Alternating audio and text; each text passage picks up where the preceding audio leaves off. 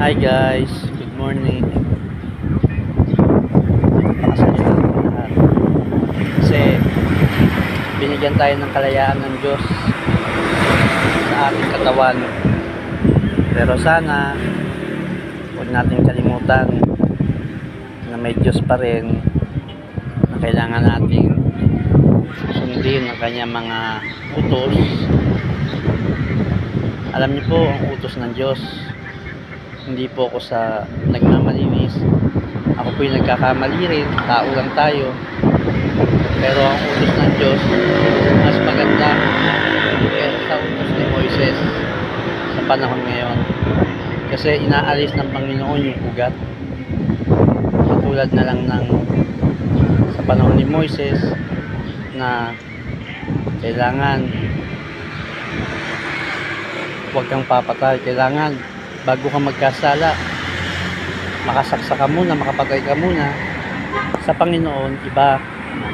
Sa Panginoon, iniisip mo pa lang na gawin sa kapwa mo, kasalanan na sa Diyos. Ibig sabihin, inaalis ng Panginoon yung ugat para hindi mo na magawa yung bagay na karubal-dumal sa isang tao.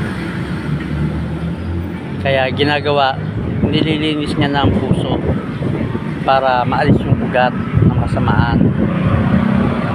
At saka sana po tayo, kung tayo man po ay aalis ng bahay o makikipag-usap sa ating kaibigan, lagi natin sasabihin, kung loloobin ng Diyos, bukas kita tayo. Kasi hindi natin nalalaman ang bawat segundo ng ating buhay.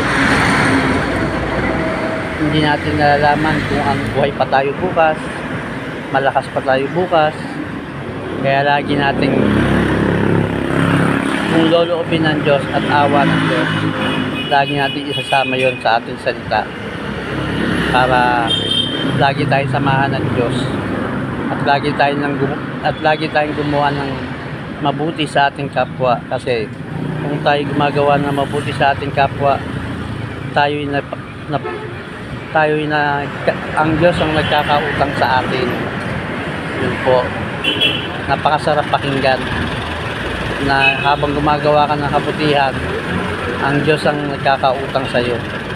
Hanggang sa maipon na imaipon, napakaganda. Kaya lagi po natin tandaan, laging Diyos po ang ating isa puso at tumulong sa kapwa. Ingat po tayo palagi. God bless. Bye-bye.